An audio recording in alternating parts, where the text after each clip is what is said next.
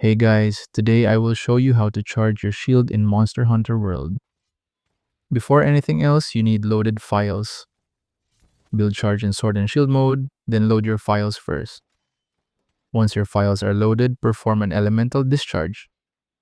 On PC, do a shield thrust, then press left click plus right click.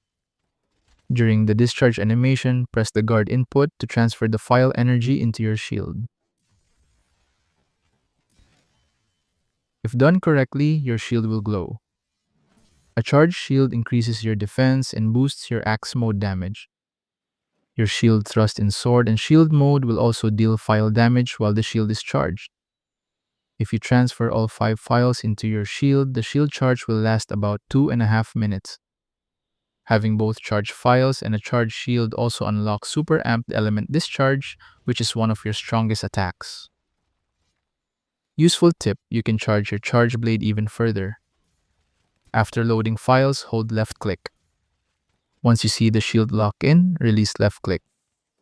This charges your sword. Your sword attacks will deal file damage and you gain Mind's Eye, meaning your attacks will not bounce. And that's how to charge your shield in Monster Hunter World. Thank you so much for watching.